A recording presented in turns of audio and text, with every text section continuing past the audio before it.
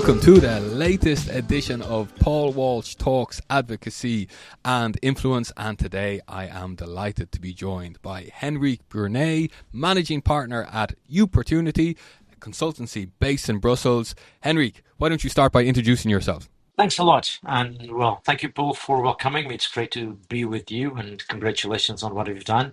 Well, basically, I would say I started out as a journalist many years ago when I was 19. I've been an advisor with policymakers both at national level and at the European Parliament. And then 15 years ago, we set up this consultancy in European affairs called Eupportunity. And here we are, 15 years after. And when you look back at like 15 years ago, I mean, in terms of kind of access that public affairs people had to policymakers, is it different then than it is now?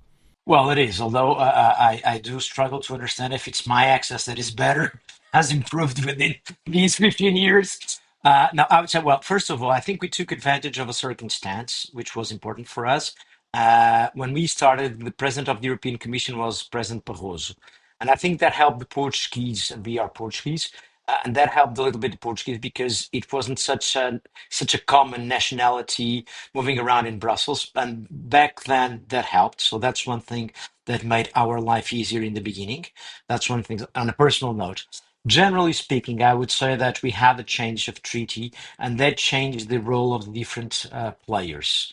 On top of that, I think that many things happened at the European level, which made that both companies, but also the EU policymakers understand that their role or the role of the EU, depending on where you sit on this discussion, is more relevant. So my experience is, and I might sound naive to some, but my experience is that the EU policymaking is quite open to speak with representatives of interests. I don't think that we're talking about, I'm not always knocking on open doors, obviously, but I think we've been knocking on doors that are getting more open by the time. Obviously, the more people knock, the more difficult it becomes. How did the change in treaty impact things? Well, the role of the parliament, I think that is the major change. When I went to Brussels, when I came to Brussels, it was 2004, and the role of the parliament was much less relevant in terms of being a co-legislator. And I recall that most of the pieces of the documents that were issued by the parliament would finish saying, asks the council and the commission to be kept informed, etc., etc. So back then, the parliament wanted to be kept in the loop and gain some relevance. That's no longer the case. Parliament has much more power than it had. Actually, I tend to say, and that sometimes strikes even people working in the European institutions and in the Parliament. I would say that the European Parliament is probably the most powerful parliament in Europe, in the sense that it's not usual at the national level for the parliaments to play a role in so many legislative processes. I mean, if you go to any given country, most of the time governments legislate. And then they might depend on the power that they have in the parliament, the majority that they have or not, for doing that with more or less participation of the parliament. Of course, if you're a minority government at any given moment, you may be sent to elections and so on. But I mean, being a co-legislator so intensively, that's an exclusive of the European Parliament. On the other hand, so I don't sound too naive, obviously, when you go to trialogues, there's much more power on the side of the council. And one of the things is from the parliament side, everybody's sitting there. I mean, all the ones that can make concessions are sitting there. Whereas from the council side, there's only one saying, well, I'll have to check with the other 26. That gives some leverage. And at the end of the day, this is still an organization of member states. But I would say that the major change is the power of the parliament. Yeah, and so when you're talking about how powerful it is, you're really contrasting that with national parliaments where the government part of the parliament will be powerful, but often the parliament as a whole, not so much. Exactly, which is curious because if you speak with parliamentarians that come to the European Parliament from national parliaments, their first reaction is that we don't have any role here. We're not as powerful, and they see that it's a misconception because they're used to the limelight. I mean, Parliament and parliamentarians at the national level get to the limelight and go to the news for what they say and the criticism that they do. Whereas at European Parliament, being the opposition is not a concept, and if it's your attitude, it's useless. I mean, if you have an MEP who's mindset is I'm in the opposition, he's useless. And so they tend to say that, okay, we're powerless. Whereas I've had these, I work a lot with the Portuguese parliamentarians and with the Portuguese clients. And I had these because 20 out of 21 MEPs coming from Portugal in this term are new members of parliament. And some of them were telling me, oh, we're not that powerful. And I had to tell them, listen, it didn't start yet. That was a few months ago. It didn't start yet. But when legislation comes in, you will see how powerful you are. Oh, but we weren't able to actually avoid, for instance, nominations of commissioners. Well, but you have a chance to actually question them, which is something you wouldn't do at the national level with the members of government. So there's a lot more power in the parliament than members of parliament in themselves think. And you think that there are some MEPs coming with this sort of, let's say, opposition mentality, then they find that there actually is no opposition, and so they're a bit lost. Yes, I think so. I think that's when you come, if you're used to be a member of the national parliament, where if you're part of the majority, you go along with the government. And if you're part of the opposition, you try to present proposals, which often you know that won't be approved, but they work to show that you would be better, the citizens would be better off if you were government. And that's the mentality. It's a opposition, it's confrontational, whereas the EU policy making is not confrontational. So you have to do your resetting and say, okay, I'm cooperating not only with members of other countries and of other political parties, but on top of that, I'm not just confronting the Commission. I actually have to play along a little bit. And then I have my fight is going to be with the Council, where maybe from my country who's sitting there comes from my party. So that's a mindset that has to change. It sometimes takes time. Sure. When I'm at my son's football training or football matches and I tell people that I'm a lobbyist, I have the impression that people outside of the Brussels bubble think this is about dinners and secret handshakes and behind the scenes stuff. How far do you think that is from reality, that perception? Well, either the other parents at those football games are quite polite, or they're at least already somehow educated. Because I've gotten worse than that. I have Okay. people asking me worse things than that. So I think there's sometimes a misconception about that. I'm happy when the problem starts there. When the problem starts with people thinking that it's about handshakes, dinners, and conversations. As opposed Let's to be honest, corruption. as opposed to corruption. I've had people asking me, "Oh, I had a friend who did that," and then started to detail the Oh my thing, and God. I thought, "Okay, that's crime." Yeah, Okay, okay. He was a criminal. you're It's talking a about a different criminal. category. Yeah, it's a totally different category. I often what I say is that lobbying rules are like. The driving rules, the road. I don't know how we say this in English. The road rules, Yeah, the road the, code, the rules of the the road. Yeah. road code. Yeah, Yeah. it doesn't mean that you cannot break them. It's like the penal code. It's there for you to know what's right and wrong, what you can do, what you can't. It doesn't mean that people don't commit crimes. Actually, that's why you have a penal code, just in case should people not obey. So let's go back to the other option, which is okay. It's all about parties, champagne, and being friends. I would say, to be very honest, obviously that's a little bit part of it. I mean, knowing people, understanding, creating some relation, being trustworthy, which I think is one of the most relevant things, being someone that the other side knows, okay, when this person knocks on my door, I know I can trust, even if I disagree or if I'm not going to support his interests or the interests he represents, but this is someone I can trust. I think that that's relevant. And obviously that plays a role. And obviously the Brussels bubbles reminds very much, in University City and the Erasmus bubble. We're all kind of the Erasmus bubble. It's true. That's why many of us don't often meet the Belgians because the Belgians working in the European institutions, they go back to their homes where they've always lived to meet their friends whom they've always had and so on. Whereas us end up with the Erasmus crowd. I mean, the Finns, the French, the Portuguese, the Italians, who are not in their home country and get along with other people. Of course, that creates.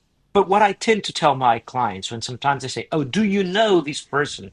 Are you friends with?" What I always say is, listen, if the criteria for getting something is to be friends with or to know someone, you're in a very risky position because probably the opposite position, and opposite in this Yeah. sense doesn't mean good or bad, but it means Yeah. the opposite Opposing. interest, The opposing part very likely will also be friends with or know or has been to a cocktail, has actually also drunk some champagne together. So if that's your argument, it's going to be a very, very poor argument. You better have better arguments. So yes, there is getting along. Yes, there are coffees, there are drinks, there are lunch, there's trust, but that cannot be the criteria because that's your best argument, then it's not going to work.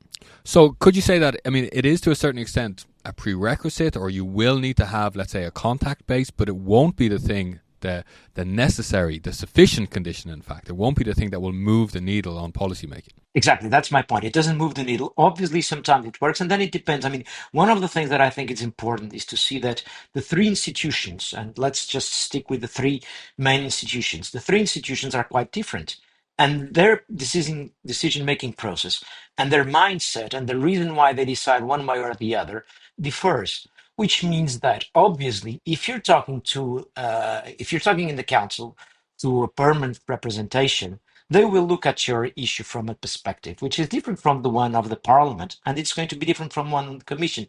So being friends with all these people and like, okay, this is a bunch of friends and we get this done because we're all friends, it's not going to work. Which I'm not saying, let's not be too naive, that this doesn't exist, that people don't know each other, that sometimes that doesn't play. But I mean, in such a complex decision making process, either you're the best friend of everyone or you're not going to have success that way. Okay. Second perception or misperception is that large companies, big industry, control millions at lobbying in Brussels, and as a result have the capacity to influence policy, dominate EU policy making. How accurate is this perception? I think when they tell the story, they're showing how inaccurate it is. I mean, if by the fact that you're enormous and you're big and so on, you're very capable of influencing, why would you throw so much money? So what you're saying, what people are saying is that actually some of those companies need to throw a lot of money because their case is not that easy. So I think that's one of the things. Secondly, and I think that's not totally true what I'm saying, and that's just part of the picture. The other is I'll give you an example, a practical example. I remember meeting someone from the commission with a client, was a big client in national terms. This was a Portuguese one in his sector, but in European terms was an average one. Okay. And what a person from the commission told us was, listen, uh, you need to come here because if you were the German equivalent, I would see you, wanted or not, because you're too big for me not to see you. If you're not the German player, you need to come because otherwise I don't see you so easily. So what trying to say is that if you're in a big company, you don't only have lots of money, you have lots of employees. You probably have lots of facilities, of factories in different places. So you're seen and perceived and renowned by a lot of people. It's not like this is okay. This is the mafia of the big companies. Big companies have big clients, have big numbers of workers, and so on. So they play a different role. But on the other hand, they often have their story is not one that is appealing to the policymakers, and that's why I think sometimes when you show how much certain sectors spend on lobbying and advocacy, I think that shows how difficult their case often is. Fine, fine. Sometimes because it's a lot easier, Yep, sometimes it's a lot easier to be nice to an SME, to an NGO from a policymaker perspective, yep, than to seem to be supporting a large company that is polluting or whatever. So yep. I don't think, but yeah, they obviously have that influence because they have that weight in the economy. Okay, but the fact that that they have to invest is an indication that their narrative or where their starting point is in fact not that strong. Now, as an advocacy company, how would you advise big companies like that to address their narrative in order to make it more appealing? I think we have clients with the different situations, clients that are not as easy. I remember a client in a sector that a few years ago, someone in the commission told me, "Oh, that's like one of the worst industries." Move forward a few years. pandemic, energy crisis, war, and suddenly we were getting calls to meet these companies. So, the situation depends a little bit. One day you're in the banking sector in the midst of the banking crisis. Oh, you're terrible. Next day we need banks to invest in companies. So this shifts a lot. I think the major thing is uh, companies tend to do, the we agree but, which I think is not the best option. Often the starting position is we very much welcome the commission proposal, but Yep. like we need to say yes for starters and then come with the opposing argument. So, you don't want to be offensive. And I think the point is, do you have a story to tell or not? I mean, the key thing here is, do you have something to tell the policymaker that is relevant for the policy making and their position? Because the problem is that you're often too much concentrated on your interest, on what you want, and you forget that you are not the decision maker. You are meeting the decision maker. So, what is their criteria? What is it that they want?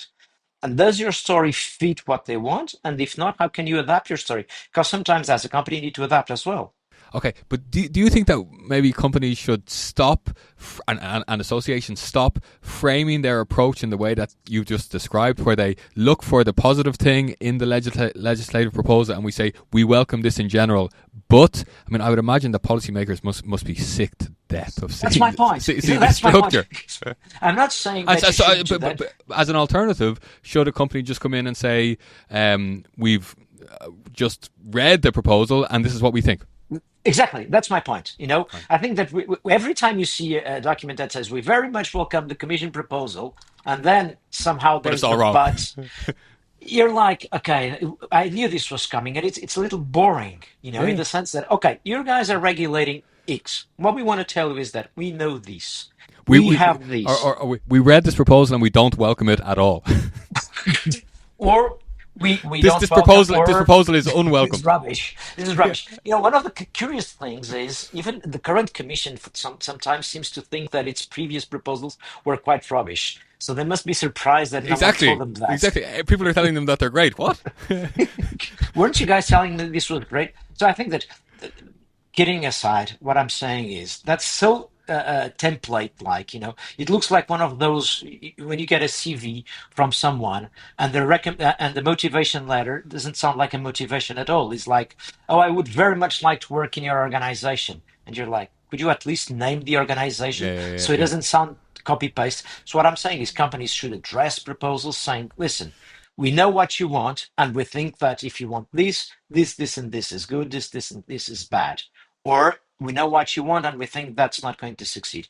Because this kind of trying to be nice so that we then have the chance, I don't think that it's going to work. It goes back to a little bit what we were discussing before. It's not about friendship, it's about political proposals, policy proposals. Do you have something to say about the proposal? Yes or no? Yeah. How important is the national dimension in one kind of EU policymaking, and then two in the efforts that companies need to take in order to influence EU policymaking? Enormous, enormous. I think that Underestimated. I think sometimes it's underestimated. And I think that if you have a very good experience with associations, and I think the best associations are the ones that can mobilize their members so that they also work at the national level to make this play. I mean, if you're an association and you only work at the European level, that often won't be sufficient. I think you need to look at the different I think at the different decision makers and see where that plays. Of course, if you're talking with the Commission, the national card is not that relevant, at least in the beginning of the process. Although it does work. I mean, having I think it's often important the fact that the Commission has people coming from different member states, also because they can read the reality from a different perspective. Okay, they look at what the proposal is and they say, oh, wait, in my home country, the impact of something like that is going to be like this. But then that's much more diluted. Okay, although I do think that an Italian will have an Italian perspective, a Portuguese will have. Okay, but then they mix. But when you go to Parliament and Council, let's be honest. I often ask this question. If you were an MEP from Sweden, say, and you are the rapporteur of a important file, and you have only a slot of 5 minutes to give an interview, Would you give that interview to the largest newspaper in your home country, to one of the key newspapers or media in Brussels, or to the largest newspaper? So I gave the example of Sweden, largest newspaper in Spain. Okay, let's forget the idea initially. Instead of the largest newspaper in Sweden, the third largest, okay? Or the local newspaper. Or the local newspaper for that matter. I think the answer is pretty obvious. So that helps you to understand. Of course, they're not going to, I mean, if you're the rapporteur in the parliament, you're not going to just decide upon what is the position in your home country because you have your colleagues from the other Yeah. 26 member states. But obviously, you want to be re-elected, you're going to be recognized at a national level. That's why you've been elected nationally. So obviously that works. So that card plays. It just has to interact with all the other cards. Same goes to the perm rep. Imagine trying to get a meeting at again, the Swedish perm rep and explain them, listen, we hope you support our position because this is very important in Italy. Well, go knock on Italy's door. So what you have to do is say, listen, this is very important for Italy, and we do think that also for you, even if you don't understand it why, but we'll try to explain it. Okay, that will work. And I mean, do you think to kind of to manage this? You mentioned associations. I mean, is this about the secretariat of an association coordinating with their national members and saying, okay, so we have this rapporteur from Sweden, let's find our Swedish member, let's do the meeting together. I think it must be really exciting, and I'm saying this honestly, really exciting to have an association with active members that respond, that not only help you to frame the position, but that are responsive. Because you can do that. I mean, you can do that and say, listen, we're doing this. This is the association position, but let's meet the rapporteur, which is very important. But on top of that, again, the Swedish rapporteur will be sensitive to the talk that he has with the Swedish member of the association. But also, if he gets, if during that conversation, tell them, oh, and by the way, our Italian members also spoke with your colleague in your party or in the other party who comes from Italy and who has a large delegation, and they also understand this. So the national card plays, of course, and then we must bear in mind that often it's not an ideological divide, it's a national divide. I mean, the same policy has different effects at national, depending on the member states. So I can recall an example where we had clearly an issue with the Nordics. It was an issue, and if that legislation went one way, Nordics would benefit. If it went the other way, Southern Europeans would benefit. And it's not about getting money, okay? It's just for the record. Moving the discussion on a bit, do you find that policymakers have enough contact with the real life impact of the regulation that they are involved in drafting? The easy answer is no, and probably is the honest one, in the sense that Why is that the easy answer? well, I think that's by default, people tend to think that policymakers are detached Yeah, from reality. In this particular case, I think it's easy to argue that because you're a little bit far from where things occur. And to be honest, and again, I may sound naive, but I think one of the reasons why the Commission is open to listen to lobbyists and to associations and so on is because they are aware of the fact that they're legislating from the center of Europe to locate to places that are sometimes 2, 3, 4,000 kilometers away, and that which reality they don't have. I can tell you I think it was the very first meeting that I had in the European Commission, or if not, it is one of the ones that I recall best with a client. It started with a person from the Commission saying, "We knew you existed. It's not us, the consultancy, but a client. We didn't know how to find you." And there it you was go. absolutely, and the point was that client proved the commission's argument. So the commission wanted to put something in the Yeah, proposal, and they needed to show that this got was it. possible. Yeah, yeah, And they knew that in Portugal that existed and it was a possibility, but they didn't know the company. got it. So I do So, think so, that, so, so sometimes we're pushing on an open door. Sometimes they're waiting for us to knock. yeah, What took you so remember, long? exactly. Remember, when I was telling you, I think we're often knocking on a door that it's at least op- willing to be open. Obviously, that's not always the case, and let's not be naive. Member states have different sizes, have different impacts, have different capacity to influence policy making. It's not always just like this, but this plays a role. This is part of the game as well. You mentioned before that, okay, obviously the question of access, it depends on how many people are knocking at the door. Has that increased dramatically recently? Oh, definitely. Definitely. And it's very curious to see that not only from the EU, huh, one of the things, I think one of the major changes, and that helps us to, I think, understand a little bit what's going on in the EU-US relation, is the enormous increase there's been from the American side coming to the EU and very much on the tech sector. I mean, if you look at what happened in the last 5, 10 years, more five than 10 probably, there's been an enormous increase in the American interest in Brussels.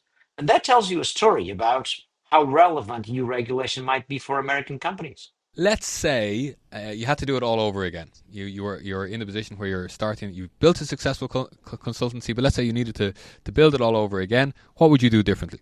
Obviously, a lot of things. Obviously, I mean, let's assume that I would go back with not being 33 years old, but again, the age I'm now.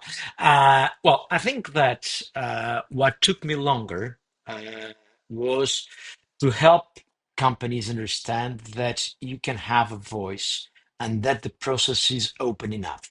I think that's the hardest thing. If you're talking to companies that are not already established in the EU bubble, telling companies that they can do something, that can play a role, is the most difficult thing. And they're sometimes suspicious about that. They doubt it. They think, okay, we're not. One of the questions that most of people fail, and that's in Portugal, but that will. I don't only work in Portugal, but I'm Portuguese, and the examples pop off. Is asking them if they think Portugal is a small, a big, or a medium-sized European country. And 80% of the time, and I ask that my students, and it's also the same answer, 80% of the time they tell me small, which is not. It's a medium-sized European country. And that helps you to see that you think that your influence is very small because you're a small country, which you're not. So I think that the key thing would be from the beginning to say, listen, you have to, between 100%, there's a lot of places where you can be. Yes, you're not going to be 100% influential. The legislation will not be 100% like you want it to be, but don't let that keep you out of the process and say, okay, then there's nothing, I'll wait for the final legislation. The other thing where I'm still working on and improving is on the second stage of the legislation, because there's a lot of fight in the positive sense at new policy making, but the EU is still legislating a lot through directives, which means that there's a lot to do when you go back home. And I think that many companies don't take sufficient advantage of that. I mean, after you've done the legislation, if you fought for the directive to allow you for something to be between 3 and 6 and not 2 and 4, then you need to work back home on the 3 and 6. What is it that you wanted? Because you really wanted a 6. You've managed to have that at an European level. So you need to work home. So two things. One, spending more time convincing the clients that their voice, in fact, can be bigger than they might think it is, and secondly, more time on directives and implementation at national level. At the national level, yeah. Even that's something I think we in Brussels don't see it clearly. But even regulations, because they deal with realities that don't have the same expression at the member state, often regulations then need some adaptation at the national level. They're not okay. Yeah, it's a regulation, so it's immediately enforceable. But then often you need to create an institution or an entity or a regulatory body, etc., etc. And So so, that's is this your plan for how you're going to develop your consultancy further? well, there are a few things that we've been working on. One is we've created, because we have a very strong national DNA, we've created a group of companies whom we work with called the Brussels Group that allow us to have this broader perspective. Because although I've been in Brussels for 20 years and have the consultancy for 15, I'm obviously Portuguese, and that's you can know that. And most of my clients come from Portugal and so on. So we've done this with other companies so that we get a broader perspective and also get more invitations for more cocktails again. So we don't miss the cocktails from the Yeah, Spanish, the Italians, and so on. exactly. We never said that the cocktails were not important. Never, we never said that. Okay, So so I think that's one of the things. So what that's else? one of the ways. The other thing is looking to the issue of the opening of the commercial front. I think the EU is responding to what's going on in the world with developing trade deals, and that's something that for us is quite interesting because that opens possibilities for companies outside of the EU to be more present in the European market. But that means that they need to understand how this operates, not only commercially, but politically. So that's also something where we've been working. It's not so easy if you're not a big one. But on the other hand, we have the advantage of this language that is spoken in Europe, in a country of 11 million, but throughout the world, there's a few other countries that speak Portuguese, and that helps So sometimes. the Portuguese speaking world is an opportunity for you now. It should be. It has been in the past time, one time or another, and that's something that we're looking at. Now, there's a kind of saying or a cliche that a trade war is good for nobody except for lobbyists. Do you think that's true? And you think that as a result of, I don't know if you can call it a trade war now, but as a result of the trade difficulties now, that we're going to see even more activity in Brussels? I think at this point, it's a little bit a trade war isn't good for anyone except for those that look at this and say, okay, let's make trade deals with other countries that would also like. I think, and that means that it's going to be for lobbyists, it's going to be for companies, it's going to be for member states. The US doesn't know if they want to do trade. Well, other countries want.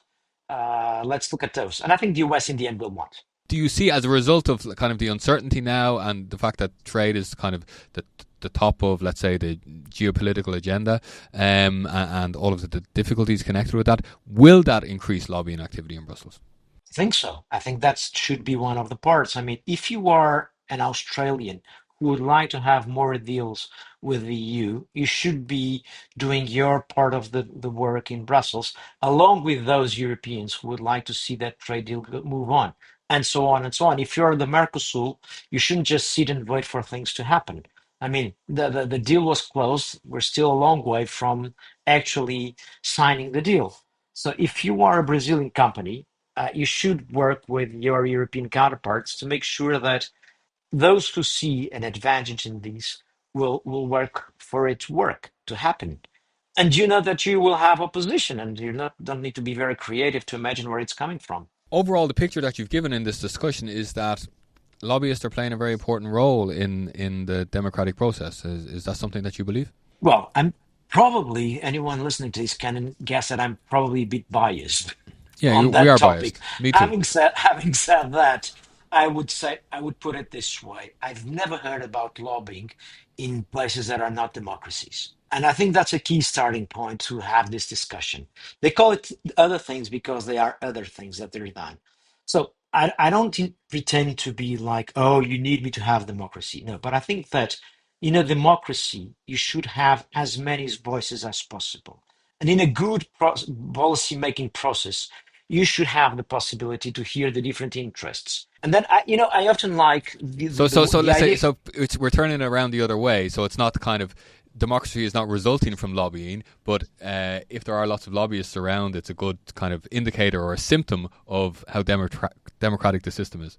I would say easily yes. Put it in the following manner: in a country or in a regime where a few companies or a few oligarchs own the regime, you're not going to do lobbying. Okay. And if you're not one of those, you're also not going to spend your time, waste your money doing lobbying. So if you're doing it, that means that you believe that the policy making process is open enough to hear your voice. Now, that does not mean that people doing lobby do always do the right thing. Okay. And that doesn't mean that all the interests are the best ones for the common good. But that's for the policymaker to decide. I mean, it would be great if it was black and white, if it were like, okay, these are the bad companies, these are the good companies, let's hear the good ones, let's not hear the bad ones, and let's move on. That's not how it works. Sometimes the company that you don't think is the best one actually employs a lot of people. And you need to weigh all that. If it was just, being good and bad, then this wouldn't be exactly governing the world and doing politics and policy making. It would be something else. I don't know if we have many international listeners, but if there are any non-Brussels out there listeners, I think we have the message that in Brussels, property prices for a European capital are still relatively inexpensive, Indeed. or relatively affordable for now at least. The weather recently has been quite good, and so there's a role for you. Come to Brussels, get involved in the Or discussion. just hire a good consultancy. Yeah, well, come and then hire. I mean, if you're in the Portuguese-speaking world, I mean, Frederick will help you out. If you're not, I'm sure he can help you out as well. that's the message of this podcast today. Yeah, Henrik, it's been an absolute pleasure. Thanks for joining us today. was great. Well, thank you very much. Thanks very much.